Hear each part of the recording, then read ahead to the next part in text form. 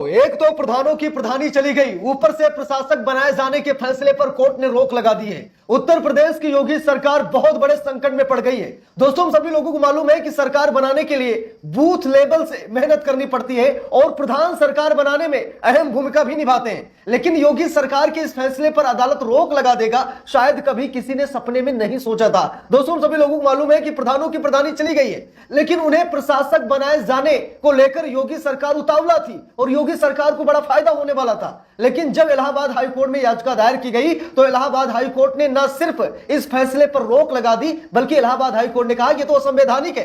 भाई, ये तो गलत है। आप प्रधानों को प्रशासक कैसे बना सकते हैं? जरा देखिए, यहां पर नवभारत टाइम्स में खबर भी छप गई है और लिखा भी है, प्रधानों को प्रशासक बनाने के फैसले पर हाईकोर्ट की रोक, 13 जुलाई को होगी फिर सुनवाई। तो फिलहाल यहां पर इलाहाबाद हाईकोर्ट ने रोक लगा दी और कहा है कि 13 जुलाई को फिर इस मामले में सुनवाई होगी, तब तक कोई प्रशासक नहीं बनेगा।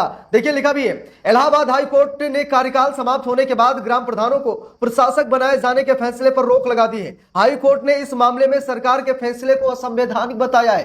गौर फरमाइए, उत्तर प्रदेश की योगी सरकार के फैसले को इलाहाबाद हाई कोर्ट ने असंवैधानिक करार कर दिया है और कहा है कि 13 जुलाई को इस मामले में हम फिर सुनवाई करेंगे, उससे पहले किसी को प्रशासक मत बना देना। देखिए, लिखा भी है, इलाहाबाद हाई कोर्ट ने कार्यकाल समाप्त होने के बाद प्रधानों को प्रशासक बनाए जाने के फैसले पर रोक लगा दी है। हाई कोर्ट ने इस मामले में सरकार के फैसले को असंवैधानिक बताया है। यह आदेश अरविंद राठौर की याचिका पर सुनवाई के दौरान दिया गया। याचिका में कार्यकाल खत्म होने के बाद प्रधानों को प्रशासक बनाए जाने के फैसले को चुनौती दी गई थी। मामले की अगली सुनवाई 13 जुलाई को होगी। गौर फरमाइएगा, योगी सरकार के सबसे बड़े फैसले को कोर्ट ने रोक दिया है। योगी सरकार तिमतिमा सी गई है। योगी सरकार बड़े संकट में पड़ गई है कि हम चुनाव कैसे जीतेंगे। वैसे भी 2027 में राहें इतनी आसान नहीं है। 2027 में वैसे भी बीजेपी की सरकार उत्तर प्रदेश में बनती नहीं नजर आ रही है, जिस तरीके से माहौल बन गया है। ऐसे में बूथ लेवल को मजबूत करने के लिए प्रधानों को प्रशासक बनाए जाने की कोशिश की जा रही थी, लेकिन यहां पर इलाहाबाद हाईकोर्ट ने रोक लगा दी और रोक लगाई सो लगाई, बल्कि इस प्रक्रिया को ही असंवैधानिक करार कर दिया। देखिए, लिखा भी है, यूपी में ग्राम प्रधानों का कार्यकाल 26 मई 2026 को खत्म हो गया था। प्रदेश में 57,000 से ज्यादा ग्राम प्रधान है। ग्राम पंचायत चुनाव में देरी होने के चलते सरकार की तरफ से ग्राम प्रधानों को प्रशासक बना दिया गया था। इसी मामले को हाई कोर्ट में याचिका दाखिल की गई थी। हाई कोर्ट के इस फैसले के बाद प्रदेश में पंचायतों के प्रशासनिक संचालन को लेकर बड़ा सवाल खड़ा हो गया है। ओबीसी आयोग की रिपोर्ट भी पेश होगी। देखिए, लिखा भी है, इलाहाबाद हाईकोर्ट की लखनऊ खंडपीठ ने ग्राम प्रधानों का कार्यकाल 6 महीने बढ़ाए जाने पर राज्य निर्वाचन आयोग से चुनाव तारीख बताने को कहा है। इस बीच होने वाली अगली सुनवाई पर ओबीसी आयोग की रिपोर्ट कोर्ट में पेश करने का निर्देश भी सरकार को दिया गया है। यूपी ग्राम पंचायत चुनाव कब होंगे, ये भी आप लोग यहां पर देख लीजिए कि चुनाव की तारीखें कब आएंगी, कब उत्तर प्रदेश का पंचायत चुनाव होगा। देखिए, लिखा भी है, आपको बता दें कि यूपी सरकार पहले ही ओबीसी आयोग के गठन को मंजूरी दे चुकी है।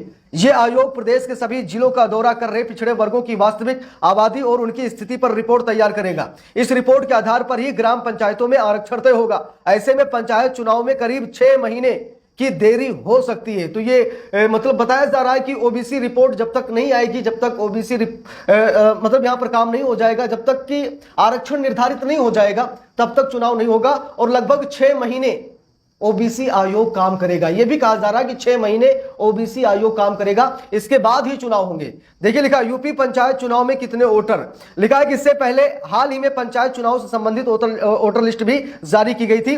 फाइनल की गई वोटर लिस्ट के मुताबिक पंचायत चुनाव के लिए यूपी में अब 12 करोड़ 58 लाख से ज्यादा वोटर हैं। वोटर लिस्ट में लगभग 1.81 करोड़ नए मतदाता जोड़े गए हैं। तो यहां पर गौर फरमाइए, 12 करोड़ 58 लाख से ज्यादा वोटर हैं और नए वोटर यानी जो एसआईआर हुआ है, इस एसआईआर में नए वोटर जुड़े हैं जिनकी संख्या 1 करोड़ 81 लाख के आसपास बताई जा रही है। तो दोस्तों, ये खबर सामने आने के बाद उत्तर प्रदेश की योगी सरकार को ऐसा लग रहा, बहुत बड़ा झटका लग रहा है। कारण ये दोस्तों कि उत्तर प्रदेश में समाजवादी पार्टी की लहर है। ये मैं नहीं, बल्कि यहां की हकीकत बयां कर रही कि अखिलेश यादव चाहिए, अखिलेश यादव चाहिए। हर कोई अखिलेश यादव की तरफ देख रहा है। यहां तक कि ब्राह्मण समाज, जो कि बीजेपी के लिए एक हिसाब से वरदान था, वो ब्राह्मण समाज भी अब बीजेपी से नदारद है और समाजवादी पार्टी की तरफ लगातार बढ़ता जा रहा है। ठीक है, कई संगठन समाजवादी पार्टी के साथ खड़े हो गए। अखिलेश यादव ने पीडीए की स्थापना कर दी है, जिससे पिछड़ा, दलित, अल्पसंख्यक वोट बैंक को मजबूत किया जाए, उनके लिए लड़ाई लड़ी जाए। तो यहां पर अखिलेश यादव की जो स्ट्रेटजी है, उससे योगी आदित्यनाथ कुछ नहीं कर पा रहे। वैसे भी 2024 लोकसभा चुनाव हार गए योगी जी, मोदी जी चुनाव हार गए, अखिलेश यादव अपने 37 सांसद जितवाए, रिकॉर्ड तोड़ दिया है अखिलेश यादव ने। तो इस बार तो ऐसा लग ही रहा है कि समाजवादी पार्टी की सरकार बन जाएगी, और इसीलिए योगी आदित्यनाथ ने यह प्रस्ताव पेश किया, इसीलिए योगी आदित्यनाथ ने यह फैसला लिया कि ग्राम प्रधानों को प्रशासक बना दिया जाए। और जब ग्राम प्रधान प्रशासक बनेंगे तो उन्हें फायदा भी पहुंचाया जाएगा, उनसे मदद ली जाएगी, उनसे शिनाख्त लगेगी कि कितने वोटर किस पार्टी के आपके बूथ पर हैं। अपने बूथ को मजबूत कीजिए, प्रधानों को जिम्मेदारी दी जा सकती है, ठीक है। यानी कि एक हिसाब से बूथ लेवल को मजबूत करने के लिए प्रधानों को प्रशासक बनाने की कोशिश की गई थी, लेकिन इसे इलाहाबाद हाईकोर्ट ने खारिज कर दिया। इलाहाबाद हाईकोर्ट ने इस पर रोक लगा दी। इलाहाबाद हाईकोर्ट ने कहा यह तो भाई असंवैधानिक है, यह तो गलत है, यह तो लोकतंत्र की हत्या, यह तो किसी भी तरीके से इसे बर्दाश्त नहीं किया जा सकता।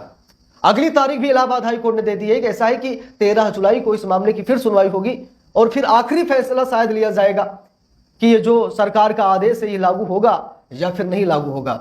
मेरे हिसाब से लागू नहीं होना चाहिए, लेकिन अब देखते हैं कि लागू होता है या फिर नहीं। ये सबसे बड़ी बात है। अब उत्तर प्रदेश की योगी सरकार के लिए बहुत बड़े संकट खड़े हो गए हैं, क्योंकि वोट बैंक भी मजबूत करना है। चुनाव के लिए ज्यादा समय बचा नहीं है, बहुत कम समय है, बहुत कम समय में बड़ी तैयारी करनी है। योगी सरकार ने यह फार्मूला अपनाया था लेकिन फेल हो गया। तो इस पूरे मामले को लेकर आप सब लोग अपनी क्या राय रखना चाहते हैं कमेंट करके जरूर बताइएगा। वीडियो को जितना हो सके दबाकर शेयर कीजिएगा, क्योंकि आज ना सिर्फ फजीहत योगी आदित्यनाथ की हुई है बल्कि पूरी भाजपा सरकार की हो गई है। ये समझ लीजिए कि बूथ कमजोर तो चुनाव कमजोर, बूथ मजबूत तो चुनाव मजबूत, और जब चुनाव मजबूत तो परिणाम भी मजबूत। तो योगी आदित्यनाथ को बहुत बड़ा झटका लगा है। बाकी आप लोगों की क्या राय है कमेंट करके जरूर